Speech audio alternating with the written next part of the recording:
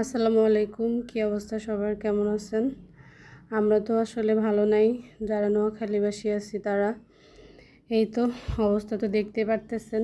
এটা আসলে আমার আপার বাড়ির আপডেট। আমি আমার বাপের বাড়ির কোনো আপডেট পাচ্ছি না, কারণ ওদের হচ্ছে কারেন্ট নাই, নেট নাই, কিছুই নাই। এটা অনেক কষ্টে হচ্ছে ওরা পাঠাইছে। এই তো দেখতে পারতেছেন, ওদের হচ্ছে পুরো বাড়ি একদম ডুবে গেছে। মানে ওদের হচ্ছে ঘরে পানি ঢুকা ঢুকা অবস্থা, এরকম অবস্থা হয়ে আছে।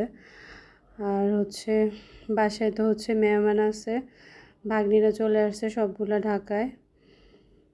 মানে গ্রামে টোটালি থাকা যাইতেছে না এই অবস্থা। আসলে আমাদের এই সাইডে আমরা তো নোয়াখালী চাটখিলে আছি, আমাদের এই সাইডে এখন পর্যন্ত আছে ভালোই। এখনও মানুষের ঘরে পানি ঢুকে নেয়, মানুষ মোটামুটি এখনও ঘরে থাকতে পারতেছে, বাসায় থাকতে পারতেছে। কিছু কিছু আছে তারা হচ্ছে আশ্রয়কেন্দ্রে চলে গেছে। যেমন আমার আপাদের মানে পুরান যে বাড়িটা, ওদের ওই বাড়ির অনেকে হচ্ছে আশ্রয়কেন্দ্রে চলে গেছে অলরেডি। আপাদের ঘরে এখনও পানি ঢুকে নাই। এই তো অবস্থা, খুবই খারাপ অবস্থা, খুবই শোচনীয় অবস্থা। আসলে এই মুহূর্তে আল্লাহর কাছে দোয়া করা ছাড়া আসলে আমার আর করার মতো কিছুই নেই। কি করব, আর বসে বসে দীর্ঘশ্বাস পালাইতেছি। আর হচ্ছে ফ্যামিলির সবার জন্য টেনশন করতেছি। এই যে দেখেন কি অবস্থা, মানে এই যে ঘর সুই পানি হয়ে গেছে। মানে এটা তো হচ্ছে গতকালকের আরও 2 দিন আগের আপডেট, এখন তো মনে হয় আরও বেশি অবস্থা খারাপ। তো আর কি, সবাই দোয়া করবেন আসলে সবার জন্য। মানে আমাদের ফেনী কুমিল্লার অবস্থা তো আরও বেশি খারাপ। যেহেতু বাসায় মেহমান আছে, সেহেতু আসলে রান্না বান্না তো করতেই হবে। আমরা দেখা গেছে বাসায় এখন 8 থেকে 10 জন মানুষ আছি। তো সব কিছু মিলে আসলে খেতে তো হবে, রান্না বান্না করতে হবে। এই যে চলে আসলাম রান্না করতে। এখানে হচ্ছে চিংড়ি মাছ দিয়ে মিষ্টি কুমড়া ভাজি করব। তো দেখা গেছে সকালে ওদের জন্য নাস্তা রেডি করে একদম ডিরেক্ট হচ্ছে রান্না করতে চলে আসলাম। রাতে সব কেটে কুটে রাখলাম, যেহেতু সকালে আসলে গ্যাসটা অনেক তাড়াতাড়ি চলে যায়, এই জন্য রাতে হচ্ছে যা যা রান্না করব সব কেটে সব রেডি করে রাখছি, জাস্ট সকালে যাতে উঠে আমার রান্নাটা বসা দিতে পারি। এই যে মিষ্টি কুমড়া ভাজিটা হয়ে গেছে। আর এখানে হচ্ছে মাছ ভাজি করতেছি, সবজি রান্না করব, একটা 5 স্পেশালি সবজি রান্না করব। আর এই পাশে হচ্ছে ভাত বসাই দিলাম। আর গরুর মাংস রান্না করব মাটির হাঁড়িতে, তাই একসাথে সব কিছু দিয়ে দিব।